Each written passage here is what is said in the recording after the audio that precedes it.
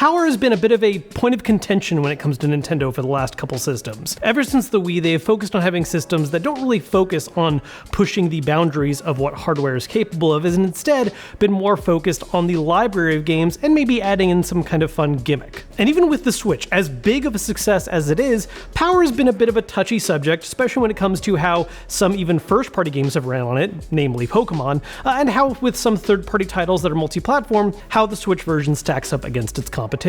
But the thing is, even with that in mind, the Switch has been a huge success, and when looking at the current landscape of what's been going on in the game industry lately, I can't help but think that Nintendo has the right idea. I mean, if you want to talk about things pure power-wise, right, with current systems,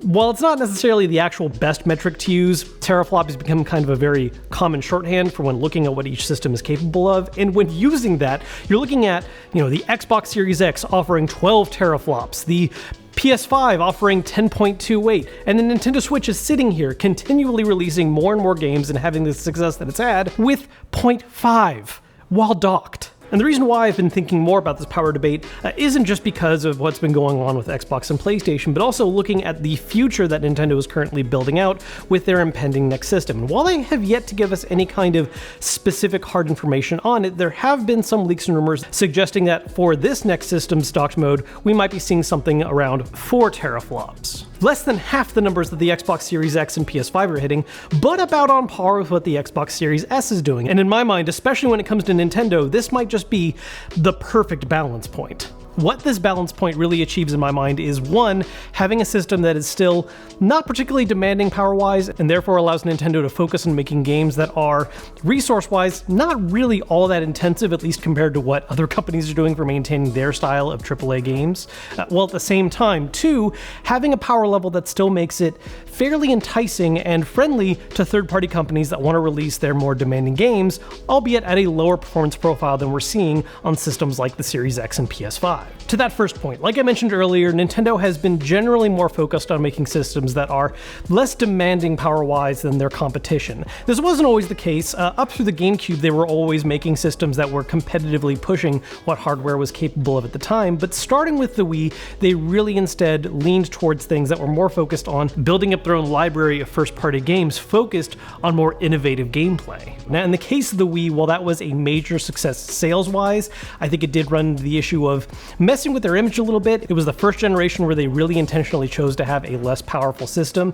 and while the system itself did sell wonderfully and had some fantastic first-party games, including my personal favorite 3D Mario Galaxy, I think in some ways people began to take Nintendo a little less seriously because it was being depicted as something that was like a family-focused only machine. And a large part for that is because while it did have its great first-party stuff, they weren't really getting a ton of third-party support, not to mention the massive amounts of random shovelware that was released on the system. And thankfully that hasn't really been the case with the Switch. I think part of that has to do with the fact that while the Switch is a less demanding system, not only does it have a large successful audience that it hit right away, but the gimmick it has of swapping between portable and docked mode is something that doesn't really rule out certain types of games, right? With the Wii, you had to keep in mind that motion controls were going to be a core part of a lot of games' designs, whereas with the Switch, you could still make traditional straightforward games and it would make sense on the platform. And the thing is, because of this approach, Nintendo has been able to, I think, have a very steady stream of first-party releases that we haven't really seen the same level of momentum on from Xbox and PlayStation side of things. Don't get me wrong, I love me a big polished AAA game that's pushing the boundaries of what stuff is capable of doing, but we're absolutely beginning to see a point of diminishing returns where a lot of these titles are beginning to become so expensive to make and take so long to make that we're not really getting regular releases anymore from these big companies. I mean, look at last year in particular, right? 2023 was a big year for games in general. We had a lot of big releases, and for first-party stuff particularly, Nintendo had more games first-party wise than Xbox and PlayStation had combined. Now, given not every single one of these games was a huge absolute hit, the same can be said for their opposition that year. For every Tears of the Kingdom, you also get something like Everybody Want to Switch, but the important thing is they kept having games come out. And even with this year, what's supposed to be a very slow year for the system, as we're assuming Nintendo is going to wind down the Switch in favor of building towards whatever the next hardware is going to be, we We've already had a few first-party games come out, a couple more right around the corner, and while the back half of the year is currently looking a little barren, that's because we know there's an upcoming June Direct that's probably going to announce a couple more games. Maybe not enough to fill out the schedule as much as we got last year or in some of the other peak years of the Switch, but still quite a few games, and I think more than a lot of people would have first expected for the last year of this system being the main focus. I think something else that's interesting to point out about this too, and what I think ends up being a strength for Nintendo, is the fact that because they are making a less powerful system, they are able to make games that are not as expensive to develop time into, and they don't necessarily have to hit the same level sales metric to have a return on investment. I mean, that's something we're seeing right now where, Xbox a long time ago already opened up to PC, but we're now seeing them move some games to PlayStation as well. PlayStation is now more regularly opening up their games to PC, and even third-party companies who have released some single-platform titles, particularly expensive ones, are now seemingly regretting that decision and opening up. Square is a great example of this, right? Where they have just recently talked about how both FF16 and 7 Rebirth didn't hit their sales goals, which, to be fair, Square has a habit of saying a lot of games don't hit their sales goals. But the way they want to rectify this is by helping bring these games to more platforms sooner, and moving ahead, they don't want to really make titles that are only for one specific given platform. Because ultimately, when you're making these very big, expensive games, limiting the audience they can hit becomes even more costly. So in Nintendo's case, where they want to focus on first-party stuff that is only on their platform, and they are particularly stingy about not releasing their stuff anywhere else, having games that are not nearly as draining resource-wise end up working out a lot better. And they do have their larger investments. Obviously, the mainline Zelda games have had more time between them. Who knows how long Metroid Prime 4 is going to take in total, although part of that is because it did get restarted mid-dev cycle. But even with those titles in mind, where they do have larger gaps between them, there are so many more games within the same franchise that are helping fill that space out. Whether that's remastering and porting older games, making side titles from other support dev teams that are smaller in scale, we are seeing regular releases for major IPs, even for stuff like Metroid, which, generally gets joked about them not getting a ton of games. During the Switch's life cycle, we got a remaster of Metroid Prime and a brand new 2D entry with Metroid Dread